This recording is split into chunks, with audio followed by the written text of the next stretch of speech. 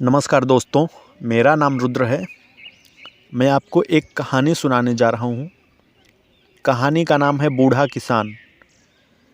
ये कहानी मैं आपको माटी कहे कुम्हार से, जो पुस्तक है आचार्य श्री रजनीश की प्रवचन का अंश, उसमें से मैं आपको सुना रहा हूँ। तो आइए कहानी शुरू करते हैं। एक छोटे से गांव में एक बूढ़ा किसान था। उस बूढ़े किसान के पास एक बहुत कीमती घोड़ा था। उस घोड़े की दूर दूर तक प्रशंसा थी। दूर दूर से बड़े सम्राट भी उस घोड़े को मांगने आए और उन्होंने कहा, जो भी दाम लेना हो ले लो, यह घोड़ा राजमहलों में रहने की योग्य है। तुम किसान, तुम्हारे झोपड़े में इसे क्यों बांध रखा है? तुम जो भी मांगोगे वह मूल्य हम देंगे। लेकिन उस किसान ने कहा, प्रेम बेचा नहीं जाता, इस घोड़े से मुझे प्रेम है। और उस किसान ने कहा, जहाँ प्रेम है वहाँ महल है, और जहाँ प्रेम नहीं, पैसा है, वहाँ महल कहाँ। यह झोपड़ा इस घोड़े के लिए महल है, क्योंकि मेरे हृदय में इसके लिए प्रेम है और मैं इसे बेचने में असमर्थ हूँ, क्योंकि प्रेम को बेचा कैसे जा सकता है।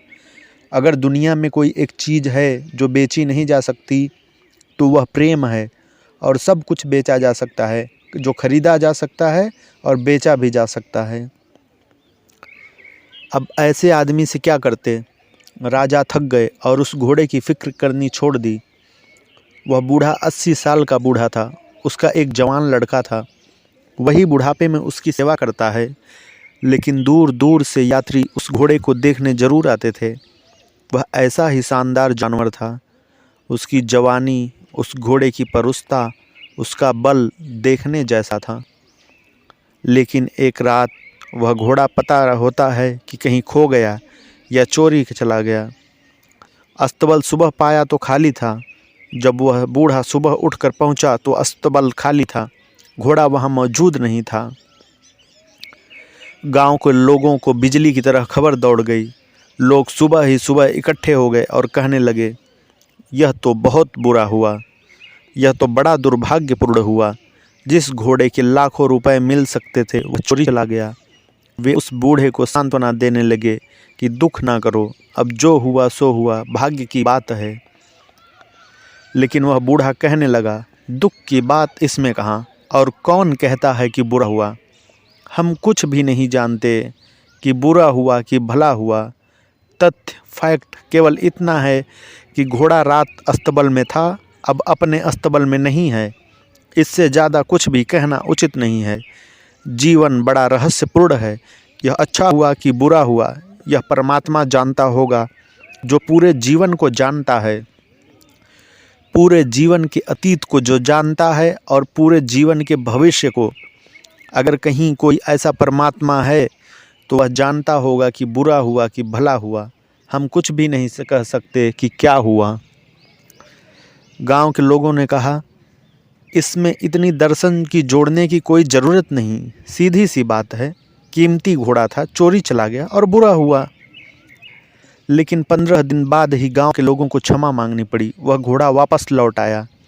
वह जंगल भाग गया था और उसके साथ 15 जंगली घोड़े भी वापस लौट आए। गांव के लोगों में फिर खबर पहुंच गई कि घोड़ा वापस आ गया। 15 जंगली घोड़े भी वापस लेके आए। वे 15 जानवर भी एक से एक शानदार जानवर थे। उन्होंने बूढ़े से कहा, तुम ठीक कहते थे, हमारी गलती थी, हम माफ़ी मांगते हैं, यह तो बहुत अच्छा हुआ। बूढ़े ने कहा, तुम फिर गलती कर रहे हो। यह मत कहो कि अच्छा हुआ, क्योंकि हमें कुछ भी पता नहीं कि क्या हुआ। इतना ही कहो कि घोड़ा आ गया। 15 घोड़े साथ आ गए। इतने दूर तक तो तथ्य है। इसके बाद कल्पना शुरू हो जाती है। कल्पना मत जोड़ो, मत कहो कि अच्छा हुआ, कौन जाने क्या हुआ, क्या छिपा हो इनके आने में। लोगों ने कहा, अब व्यर्थ की बातें मत करो, नकद फ़ायदा है। 15 घोड़े भी साथ आ गए हैं, शानदार जानवर हैं, थोड़े दिन में चलना सीख जाएंगे, विक्रय के योग्य हो जाएंगे। लेकिन 15 दिन बाद गांव के लोगों को फिर क्षमा मांगनी पड़ी। जंगली घोड़े को चलाने के लिए बूढ़े का जवान लड़का कोशिश कर रहा था चाल सिखाने की। उस पर से गिर पड़ा, उसके दोनों पैर टूट पड़े। उस लड़के की शादी होने वाली थी। लड़की वालों ने इनकार कर दिया कि पैर टूटे लड़के से शादी नहीं हो सकेगी। बूढ़ा बहुत बूढ़ा था, वह लड़का ही सहारा था, वही सेवा करता था। उल्टी स्थिति हो गई कि बूढ़े को लड़के की सेवा करनी पड़ेगी और लड़के की पैर ठीक होंगे कि नहीं कहा नहीं जा सकता, चोट भारी था। गांव के लोगों ने कहा, तुम ठीक कहते थे, यह तो बहुत बुरा हुआ, यह तो दुर्भाग्य हुआ। ये घोड़े क्या आए, तुम्हारे जीवन का सहारा टूट गया, यह लड़का लंगड़ा हो गया, अब क्या होगा। बूढ़े ने कहा, तुम मानते ही नहीं, तुम पुरानी आदत दोहराए चले जाते हो। इतना ही कहो कि कल तक लड़के के पैर ठीक थे, अब पैर टूट गए। इतना तो ठीक है, इसके आगे मत कहो कि क्या अच्छा हुआ क्या बुरा हुआ। हम कुछ भी नहीं जानते। जीवन बहुत मिस्टीरियस है, जीवन बहुत रहस्यपूर्ण है, कुछ पता नहीं कि क्या हुआ क्या होगा। लोगों ने कहा, अब तो कुछ गुंजाइश ही नहीं कहने की। जवान लड़के के पैर टूट गए हैं और तुम दर्शन की बातें करते हो। लेकिन 15 दिन बाद गांव के लोगों को फिर क्षमा मांगनी पड़ी। 15 दिन बाद ही गांव के ऊपर हमला हो गया पड़ोस के राजा का, और गांव के सब जवान लड़के ज़बरदस्ती मिलिट्री में भर्ती करा लिए गए। सिर्फ उस बूढ़े लड़के को छोड़ दिया गया। लंगड़े की क्या ज़रूरत थी वहाँ। गांव के लोग इकट्ठा हुए और कहने लगे, यह तो बहुत बहुत अच्छा हुआ, तुम्हारा सौभाग्य कि लड़के के पैर टूट गए। लड़का घर में तो है, लड़का है तो क्या हुआ, हमारे लड़के तो गए और उनके लौटने की कोई संभावना नहीं है। युद्ध भयानक है, शत्रु मजबूत है, लड़के वापस नहीं लौट सकेंगे, उनकी मृत्यु निश्चित है। यह तो तुम्हारे लिए बहुत ही अच्छा हुआ। वह बूढ़ा कहने लगा, खूब हंसने लगा और कहने लगा कि तुम बाज नहीं आते, तुम अपनी आदत से बाज नहीं आते, तुम यही कहते चले जाते हो। इतना ही कहो, तुम्हारे लड़के चले गए युद्ध पर, मेरा लड़का नहीं गया। लेकिन अच्छा हुआ कि बुरा हुआ कोई भी नहीं जानता। तो दोस्तों, ये माटी का एक कुम्हार से लिया गया था। इसमें ओशो एक संदेश देना चाहते हैं इस कहानी के माध्यम से। उनका कहना है कि जीवन के रहस्य को केवल वे ही अनुभव कर सकते हैं जो जीवन की यह जो अनंत श्रृंखला है, अज्ञात अनजान, इसके प्रति जिनका बोध सजग हो जाए। जीवन के तथ्य कोई भी हमें ज्ञात नहीं है, कोई उपाय ही नहीं है कि जीवन के सारे तथ्यों की अनंत श्रृंखला को हम कभी भी जानने में समर्थ हो सकेंगे।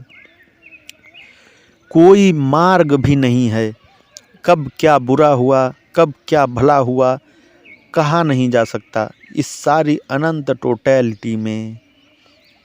ओशो कहते हैं, गांधी का होना अच्छा था कि गोडसे का होना, कहना बहुत मुश्किल है। जीसस क्राइस्ट के उपदेश अच्छे हैं कि सूली पर चढ़ा देने वाले लोग, इस जीवन की अनंत श्रृंखला में कहना मुश्किल है।